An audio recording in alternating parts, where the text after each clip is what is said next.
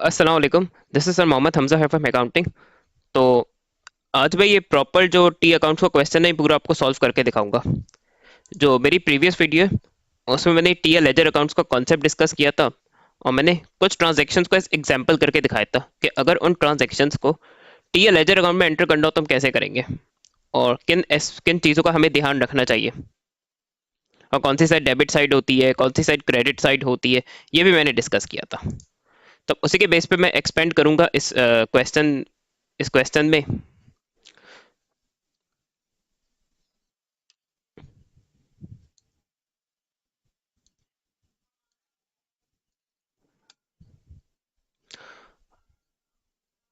और ये सब टी अकाउंट्स मैंने पहले से प्रिपेयर कर दिए थे। ऑल्दो मैंने ये मेंशन नहीं किया कि किस की ये जैसे जो स्पेसिफिक टी अकाउंट है वो कौन सी चीज़ का टी अकाउंट है, और इनको फिल मैंने बिल्कुल नहीं किया। वो ऑब्वियसली मैं इस वीडियो में करके दिखाऊंगा। और इसका इसका सिर्फ पर्पज़ ये था रिकॉर्डिंग का टाइम रिड्यूस हो सके। अगर मैं ड्यूरिंग रिकॉर्डिंग ये टी अकाउंट्स बना रहा हूँ और फॉर्मेट्स बना रहा हूँ ये बैठ के, तो उससे अननेसेसरीली रिकॉर्डिंग का टाइम बढ़ेगा।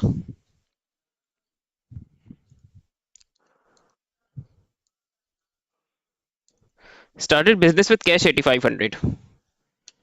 अच्छा, इसमें एक और चीज़ ये भी करनी, क्योंकि जैसे एग्जाम में भी अब अगर सिर्फ उसे टी या लेजर अकाउंट बनवाने, तो आपके पास इतना टाइम नहीं है कि आप पहले रफली एंट्रीज भी बनाए उसकी और फिर एंट्रीज के बेस पे टी अकाउंट्स बनाए। तो यहाँ अगर टाइम सेव करना है तो जैसे अगर टी अकाउंट का क्वेश्चन है तो उसमें सिर्फ टी या लेजर अकाउंट्स ही बनाने। तो उस पर टाइम सेव करने का एक तरीका ये कि एंट्री को मेंटली क्रिएट करें। जैसे ये फर्स्ट ट्रांजेक्शन पड़ी, started in business with cash 8500। तो इस पे कैश एसेट इंक्रीज हो रहा है, वो डेबिट होगा। और ये ओनर इस कैपिटल इन्वेस्ट कर रहा है, तो कैपिटल इंक्रीज होने पे क्रेडिट होगा। अब कि कैश क्यों डेबिट हुआ, कैपिटल को क्रेडिट हुआ है, वो प्रीवियस वीडियोस में मैं ये डबल एंट्री का पूरा एस्पेक्ट कवर कर चुका हूँ। तो अब मेंटली मैंने एंट्री क्रिएट कर ली। तो अब एक अकाउंट तो मेरा कैश का होगा, पहला। और दूसरा अकाउंट मैं कैपिटल का क्रिएट करूंगा। और डेट क्या है, मार्च 1।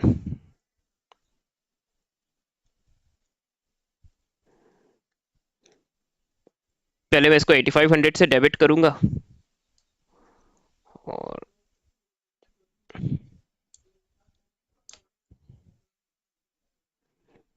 और ये मार्च 1 को क्रेडिट होगा 8500 से। लास्ट प्रीवियस वीडियो में मैंने इस चीज पे बड़ा फोकस किया था कि ये अब जैसे देखा ये डेबिट साइड है, तो उसमें तीन सब कॉलम्स है, डेट डिटेल्स, और ये जो अमाउंट वाला सब कॉलम है उसके नीचे आपको अमाउंट लिखनी होती है। तो जो करेंसी क्वेश्चन में है उस करेंसी का ये सब कॉलम होगा। अब जैसे यहाँ सारी अमाउंट्स पाउंड्स पे दी हुई है तो यहाँ पाउंड बना हुआ है। कैम्ब्रिज के जो एग्जाम्स हैं उसमें अब डॉलर का साइन यूज होता है, तो उसमें ये डॉलर खुद उन्होंने आपको बना के दिया हुआ होगा। एटलीस्ट IGCSE और ओ लेवल्स में और AS में, A2 में आपको टी अकाउंट खुद क्रिएट करने पड़ते हैं अगर रिक्वायर्ड है तो।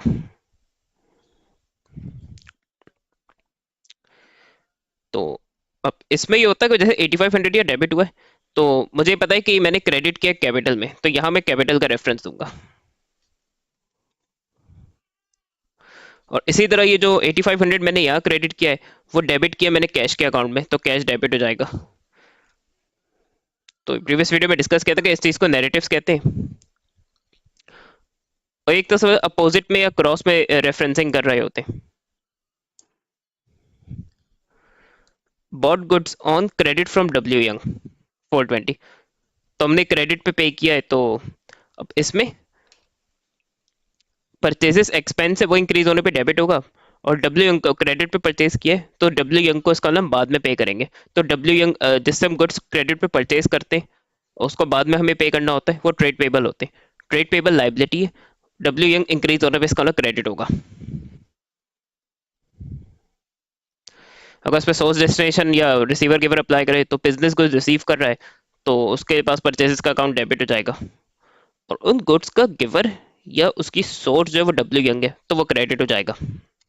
तो अब मेंटली मैंने एंट्री क्रिएट कर ली, इसका मतलब एक अकाउंट परचेजेस का होगा, दूसरा मैं डब्ल्यू यंग का क्रिएट करूंगा। तो ये एक मैं परचेजेस का अकाउंट ओपन कर लूंगा और दूसरा अकाउंट हो जाएगा डब्ल्यू यंग का। अमाउंट 420 की है।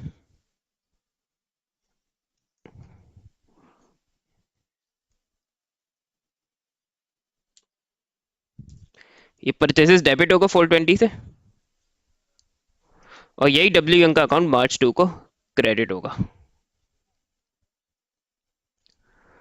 अब यहाँ डिटेल कॉलम में दोबारा केयरफुल रहना है। अभी जो 420 मैंने ये यहाँ डेबिट किया है वो क्रेडिट किया है डब्ल्यू यंग के अकाउंट में, तो मैं यहाँ डब्ल्यू यंग के अकाउंट का रेफरेंस दूंगा। इसी तरह डब्ल्यू यंग के अकाउंट में मैंने 420 क्रेडिट किया, तो अब यहाँ मैं उस अकाउंट का रेफरेंस दूंगा जहां मैंने ये डेबिट किया है, वो परचेजेस है, तो यहाँ मैं परचेजेस का रेफरेंस दूंगा।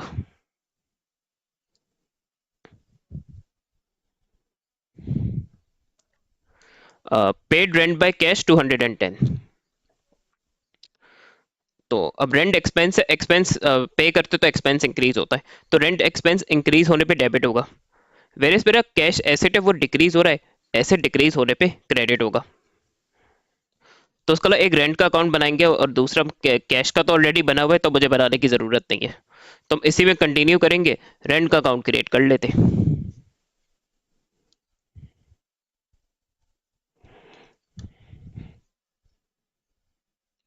मार्च 3।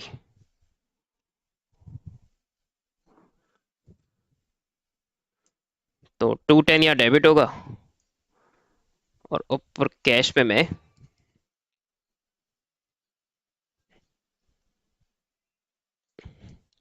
मार्च 3 को कैश क्रेडिट करूंगा 210 से। अभी जो 210 रेंट में डेबिट किया ये क्रेडिट हुआ है कैश में, तो यहाँ मैं कैश अकाउंट का रेफरेंस दूंगा।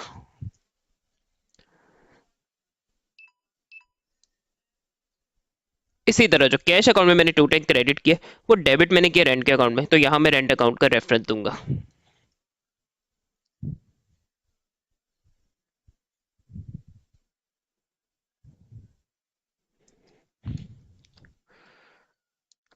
Paid 6,000 of the cash of the business into a bank account. तो हमने बिजनेस कैश से स्टार्ट किया था, अब उस कुछ कैश को यूज करके मैंने बिजनेस ने अपना बैंक अकाउंट ओपन किया है। इवन हम अपनी नॉर्मल लाइफ से भी अभी जैसे अपना पर्सनल बैंक अकाउंट ओपन करवाना है, तो ऑब्वियसली पहले हमें कुछ कैश डिपॉजिट करवाना पड़ता है, तो हम कुछ कैश देते हैं बैंक को, उसके बेस पे बैंक हम और अलॉन्ग विद अदर डॉक्यूमेंटेशन, तो वो बैंक हमारा बैंक अकाउंट ओपन कर देता है। Same goes for the business as well. तो जब बैंक अकाउंट खोलूंगा और उसमें कैश ऐड डिपॉजिट करवाऊंगा, तो बैंक बैलेंस इंक्रीज होगा, तो बैंक एसेट है, इंक्रीज होने पे डेबिट होगा। ऑन द अदर हैंड मेरा दूसरा एसेट कैश का वो बेचारा डिक्रीज हो रहा है, तो उसको मैं क्रेडिट करूंगा। कैश अकाउंट ऑलरेडी बना हुआ है, बैंक अकाउंट बस हम अब बैंक अकाउंट क्रिएट कर लूंगा मैं।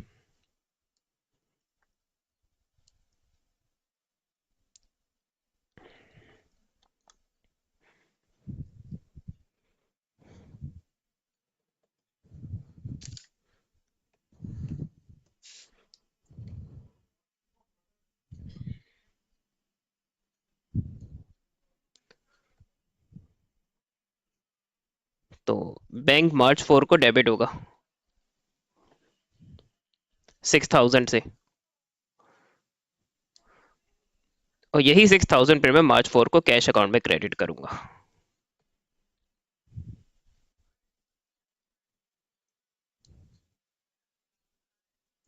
अब ये जो 6,000 मैंने डेबिट किया ये आपके सामने, इसको मैंने क्रेडिट किया 6,000 को कैश अकाउंट में, तो यहाँ मैं कैश का रेफरेंस दूंगा। इसी तरह 6,000 यहाँ क्रेडिट करूँ, ये आपके सामने मैंने डेबिट किया बैंक अकाउंट में, तो यहाँ मैं बैंक अकाउंट का रेफरेंस दूंगा।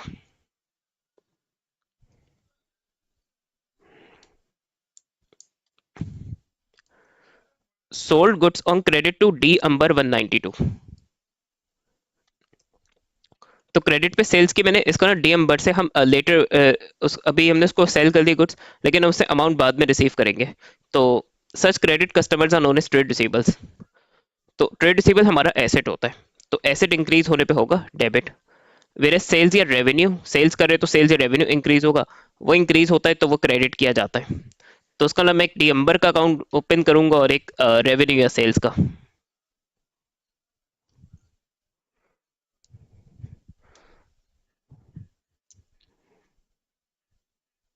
तो यहाँ और जिस चीज का अकाउंट यूज जिस चीज का भी अकाउंट बना रहे, तो टी के ऊपर आपको लिखना है कि जैसे डी का अकाउंट है, इसी तरह ये अकाउंट में सेल्स या रेवेन्यू के लिए बना रहा हूँ, तो इस टी के ऊपर लिखना है कि रेवेन्यू या सेल्स का अकाउंट है।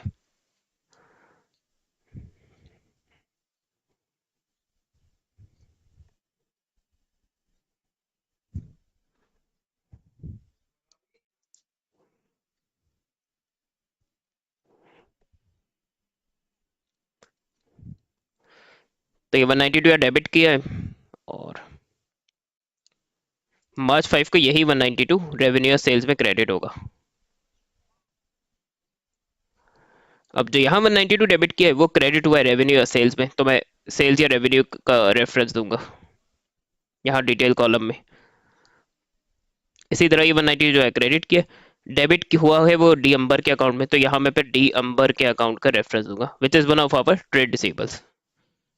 या आपके इजी ईज के लिए लिख भी देता हूँ, ये डी अंबर के साथ मैंने टी आर लिखा है। T R means trade receivable.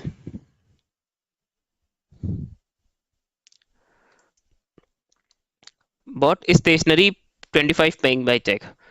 ये दोबारा रिपीट कर देता हूँ, पहले बताया था कि स्टेशनरी एक्सपेंस है अकाउंटिंग में।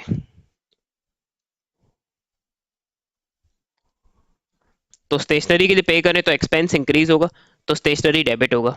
और पेइंग बाय चेक का मतलब है कि मैं बैंक से पे कर रहा हूँ, तो बैंक डिक्रीज हो रहा है वो क्रेडिट होगा। बैंक अकाउंट ऑलरेडी बना हुआ है, एक स्टेशनरी का अकाउंट में ओपन कर लूंगा।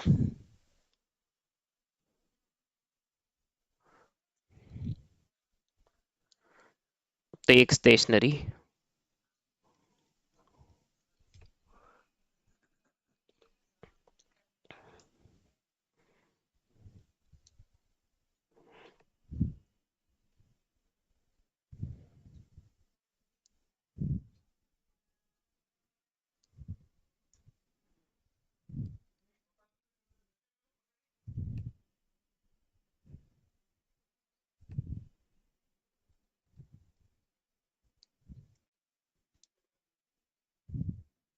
अभी जो 25 देखे मैंने स्टेशनरी भी डेबिट किए, वो क्रेडिट किया है बैंक में, तो यहाँ मैं बैंक अकाउंट का रेफरेंस दूंगा।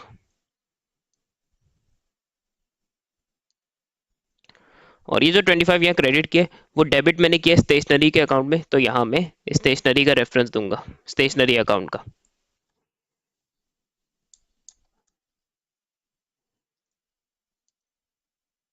कैश सेल्स 81, तो कैश पे सेल्स करना उसका इमीडिएटली मैं कैश रिसीव कर रहा हूँ, तो कैश एसेट इंक्रीज होगा वो डेबिट होगा, और रेवेन्यू सेल्स इंक्रीज करने पे क्रेडिट होगा। तो इस तरह होप्स आपको समझ आ रहा होगा। मैं खुद भी देखे पहले मेंटली मैं एंट्री क्रिएट कर रहा हूँ कि जैसे एक ट्रांजेक्शन पर रीड की, उसके बाद ये डिसाइड करूंगा कि उसमें कौन सा अकाउंट डेबिट होगा और कौन सा अकाउंट क्रेडिट होगा, और उसी अकॉर्डिंग से उससे उसको टी अकाउंट्स में एंटर या लेजर अकाउंट्स में एंटर करूंगा ट्रांजेक्शन को।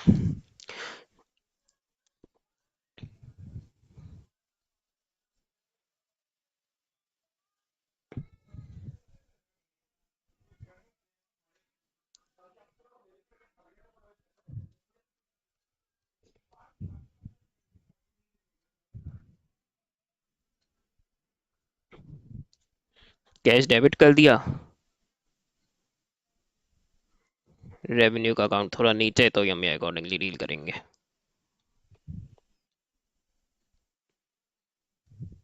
रेवेन्यू सेल्स को क्रेडिट कर दिया। अब जो 81 या डेबिट किया वो मैंने क्रेडिट किया सेल्स के अकाउंट में, तो यहाँ मैं सेल्स के अकाउंट का रेफरेंस दूंगा। और ये जो 81 यहाँ क्रेडिट किया वो डेबिट किया मैंने कैश के अकाउंट में, तो यहाँ मैं कैश अकाउंट का रेफरेंस दे दूंगा।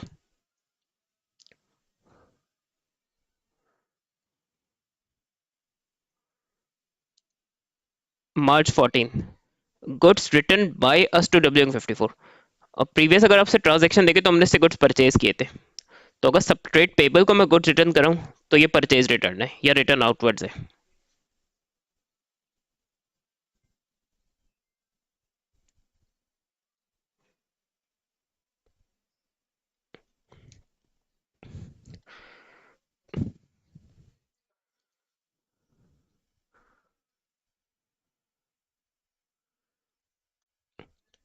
तो अब इसमें अगर सप्लायर को डब्ल्यू को कुछ गुड्स रिटर्न कर दिए, तो उसका ना फ्यूचर में मुझे डब्ल्यू को कम पे करना पड़ेगा, तो मेरी लाइबिलिटी डिक्रीज हो रही है।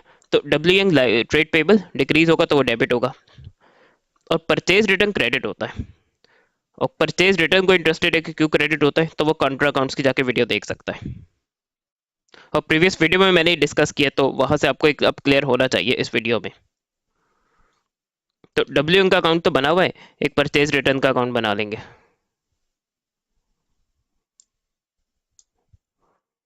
या रिटर्न आउटवर्ड्स का।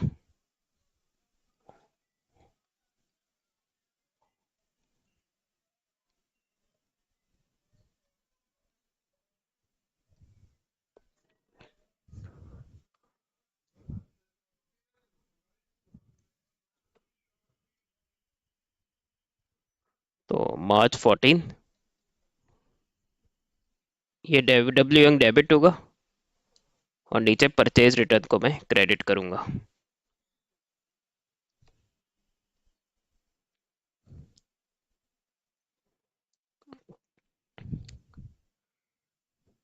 अभी जो 54 मैंने डेबिट किया है वो क्रेडिट किया है पर परचेज रिटर्न में, तो यहाँ मैं परचेज रिटर्न का रेफरेंस दूंगा।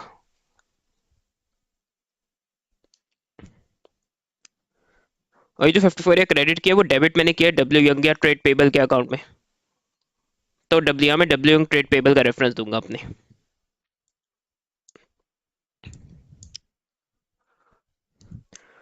Sold goods on credit to J Harper to 212।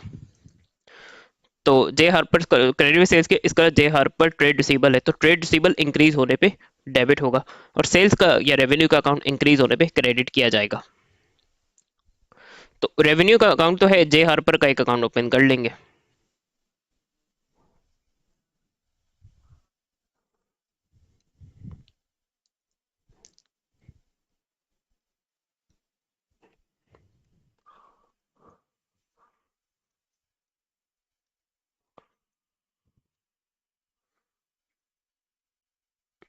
और यही 212 में क्रेडिट करूंगा रेवेन्यू के अकाउंट में। अच्छा, वैसे उसको थोड़ा अगर अपने और अपनी स्पीड या प्रोफिशिएंसी बढ़ाना चाहते हैं इस टाइप के क्वेश्चन में, टी अकाउंट्स को जनरली प्रिपेयर करते वक्त, तो जैसे आपने 212 या डेबिट किया है, और आपको ये भी पता है कि 212 फिर क्रेडिट करूंगा मैं रेवेन्यू या सेल्स के अकाउंट में, तो अब जैसे इसको आप अभी से यहाँ रेफरेंस लिख दें, इससे आपको थोड़ा कम टाइम में क्वेश्चन होगा, आपकी थोड़ी स्पीड बढ़ेगी टी अकाउंट्स करने की,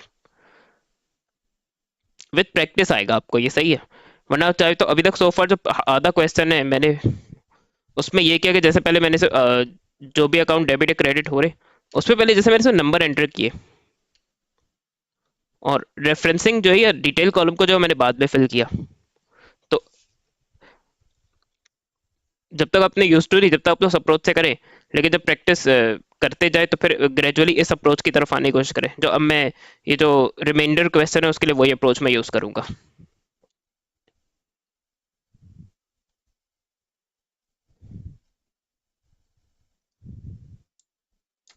अब रेवेन्यू में क्रेडिट करूंगा,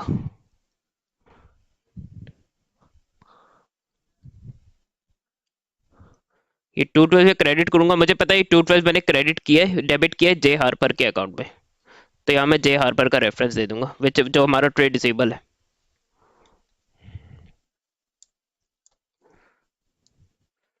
paid for repairs to the building by cash 78।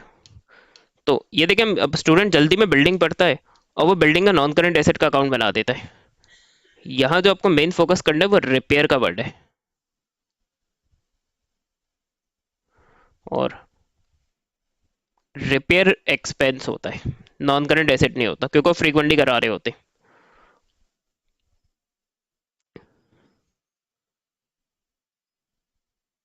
तो अब रिपेयर एक्सपेंस इंक्रीज होगा, वो डेबिट होगा, और कैश एसेट है वो डिक्रीज हो रहा है, वो क्रेडिट होगा। कैश का अकाउंट बना हुआ है, बस एक रिपेयर का अकाउंट बनाएंगे, एक एडिशनल रिपेयर का अकाउंट ओपन करेंगे बुक्स में।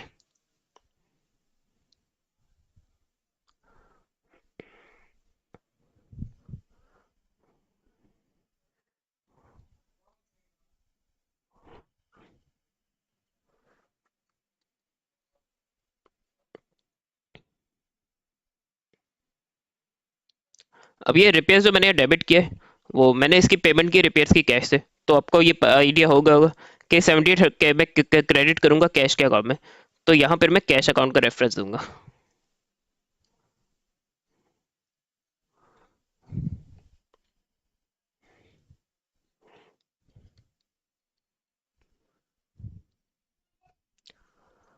और ये रिपेयर्स जो मैं, और ये 78 जो यहाँ मैं क्रेडिट कर रहा हूँ, वो भी आपके सामने मैंने डेबिट किया था रिपेयर के अकाउंट में, तो रिपेयर का अकाउंट का यहाँ रेफरेंस दूंगा मैं।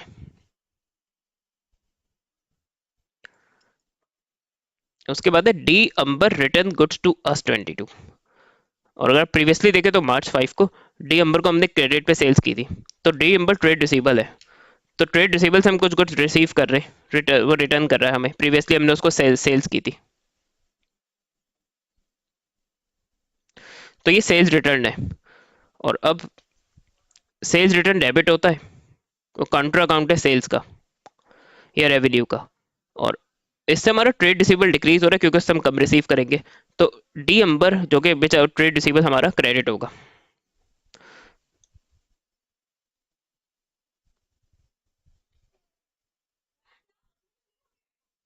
तो डी अंबर का अकाउंट तो है, हमें सेल्स रिटर्न का अकाउंट ओपन करना पड़ेगा।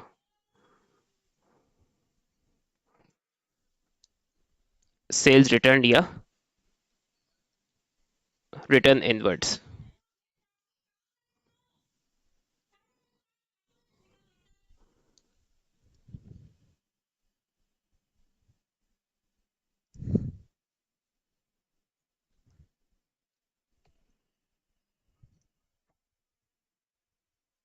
अभी 22 में डी अंबर ने रिटर्न किया और ये मैं क्रेडिट उसी के अकाउंट में करूंगा, ट्रेड रिसीवेबल डिक्रीज होगा। तो यहाँ अभी सही मैं डी अंबर का रेफरेंस दे दूंगा।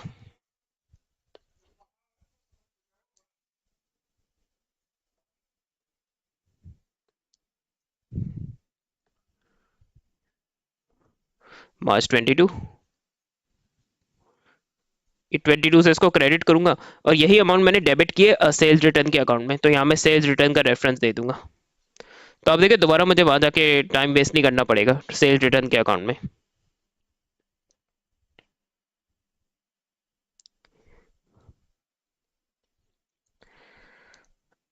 Paid W Young by cheques 366, और उसको हमने उससे हमने क्रेडिट पे परचेजेस की थी। तो ट्रेड पेबल के हम पेमेंट कर रहे हैं, तो अब लाइबिलिटी डिक्रीज होगी, तो डब्ल्यू यंग हमारा ट्रेड पेबल डेबिट होगा। और बैंक का ऐसे डिक्रीज हो रहा है वो क्रेडिट होगा। दोनों ही अकाउंट्स हमें बनाने की जरूरत ही नहीं है।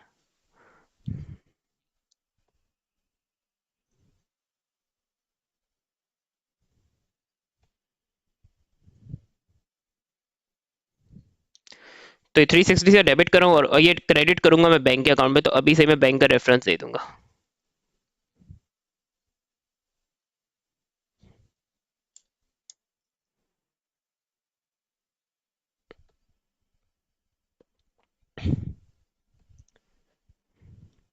अब यही 366 से मैं क्रेडिट करूंगा और ये डेबिट किया था मैंने डब्ल्यू यंग के अकाउंट में, तो यहाँ मैं डब्ल्यू यंग अकाउंट का रेफरेंस दे दूंगा।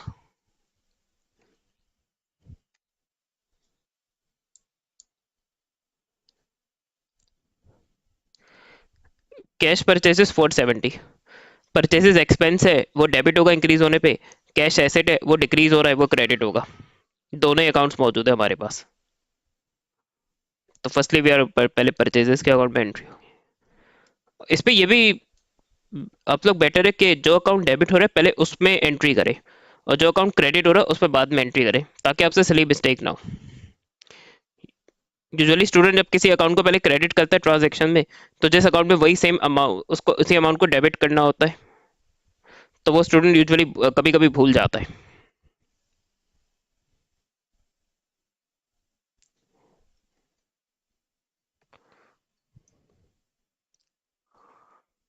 अभी 470 में क्रेडिट करूंगा कैश अकाउंट में, तो मैं कैश अकाउंट का रेफरेंस दूंगा।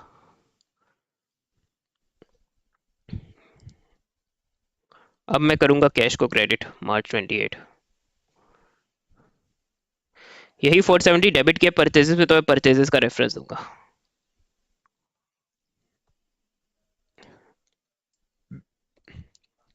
Bought a van paying by cheque 3850। तो वैन नॉन करंट एसेट होती है, तो एसेट इंक्रीज हो रहा है, एसेट इंक्रीज होने पे वैन डेबिट होगा। और ऑन द कॉन्ट्ररी दूसरा एसेट बैंक का डिक्रीज हो रहा है वो क्रेडिट होगा। बैंक अकाउंट है, वैन का अकाउंट ओपन करना पड़ेगा।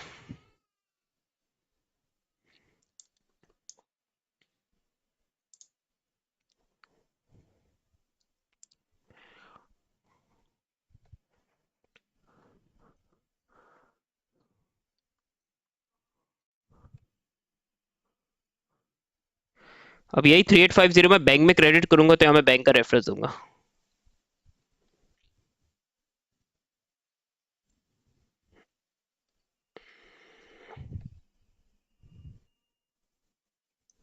यही 3850 मैं यहाँ क्रेडिट करूंगा, और यही अमाउंट मैंने डेबिट किया वैन के अकाउंट में, तो यहाँ मैं वैन अकाउंट का रेफरेंस दूंगा।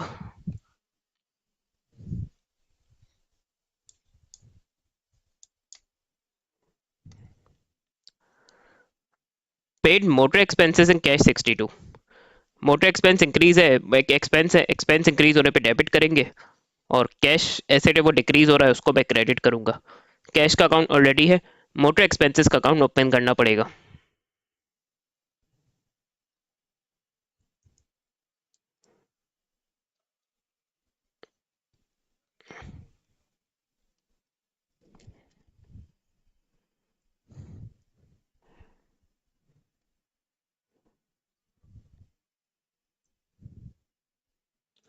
अब यही 62 मैं कैश में क्रेडिट करूंगा तो यहाँ मैं कैश का रेफरेंस दूंगा।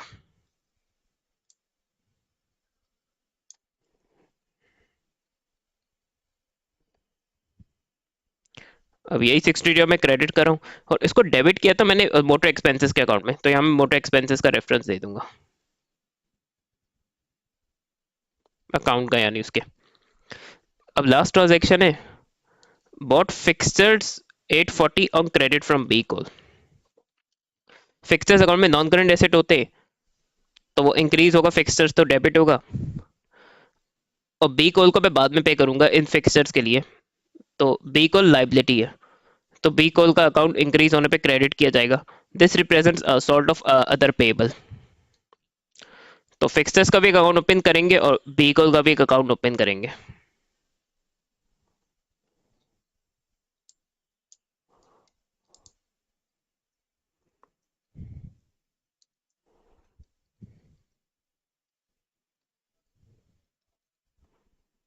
डेट है March 31, 840। यही 840 में बी कॉल या अदर पेबल में क्रेडिट करूंगा, तो अभी से ही बी कॉल का रेफरेंस दे दूंगा अकाउंट का। अब एक अकाउंट में बी कॉल का भी ओपन करूंगा which is sort of other payable.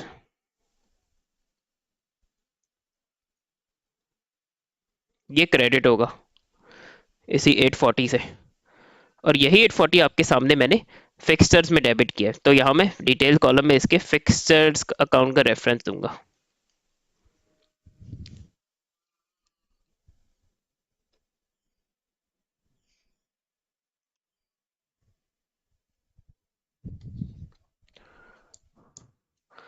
तो आई होप्स आप लोग को फर्दर क्लियर हुआ होगा कि ट्रांजैक्शंस को टी या लेजर अकाउंट्स में कैसे एंटर किया जाता है, और जिस चीज़ को, और डेट्स को भी देखिए आप लोग सीरियस ले। एट टाइम जो आपके सीआईए के एग्जाम्स है, उस पर जैसे वो डेट कहता है कि डेट्स आर नॉट रिक्वायर्ड, या वो डेट का सब कॉलम देता ही नहीं है, तो वहां पर आपको डेट्स एंटर करने की ज़रूरत नहीं है। लेकिन डिटेल का और ये जो अमाउंट का कॉलम है, ये सब कॉलम है, ये हमेशा होते हैं on both the debit side as well as the credit side. तो स्टूडेंट सबसे ज़्यादा डिटेल के जो कॉलम सब कॉलम्स हैं इस पे बहुत मिस्टेक्स कर रहे होते हैं। ये मैंने प्रीवियस वीडियो इसे डिस्कस किया था कि वो किस टाइप की मिस्टेक्स होती है, तो प्लीज़ इसको as much as possible master करने की कोशिश करें। और ये देखिए प्रैक्टिस से आएगा, विदाउट प्रैक्टिस नहीं आता है।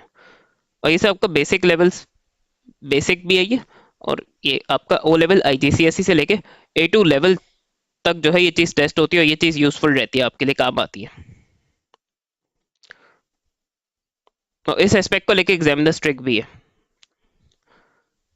और मार्किंग भी स्ट्रिक्ट है ये इन टी अकाउंट्स और लेजर अकाउंट्स की, अगर वो आ जाए। और इस पे काफ़ी सारे मैंने टी अकाउंट्स क्रिएट किए, तो आप लोग वो हो गए कि क्या एक्चुअल एग्जाम में भी हमें इतने ही ऐसे क्वेश्चन में टी अकाउंट्स बनाने पड़ेंगे। तो देखो वो जो सिलेबस, तो जो एग्जाम्स है आईजीसीएसई ओ लेवल एएस या A2 के, उस पर जैसे क्वेश्चन किसी स्पेसिफिक टॉपिक में होगा, तो वो जो स्पेसिफिक टॉपिक के लिए कोई 2 या 3 टी अकाउंट्स है, उस पर बस आपको वही बनाना होगा। और ये भी नहीं होगा कि पूरा पेपर टी अकाउंट्स का होगा, अभी आप आगे आप लोग और टॉपिक्स पढ़ेंगे तो आप लोग को क्लियर होगा। तो ये बिल्कुल बेसिक क्वेश्चन है जिसमें बहुत सारी ट्रांजेक्शन देता है ये, और उनको में बहुत सारे टी अकाउंट्स में एंटर करना पड़ता है। This is for the purposes of practice only. तो ये क्वेश्चन अगर आप अच्छे से कर लें, तो आपकी बेसिक्स अगर अच्छी होंगी, तो आगे आपके जो मेन सिलेबस के चैप्टर्स हैं उसको आपको अंडरस्टैंड करने में काफ़ी हेल्प मिलेगी, और वो काफ़ी डिपेंड करते हैं इस पे। ये जो आपकी डबल एंट्री की बेसिक्स है।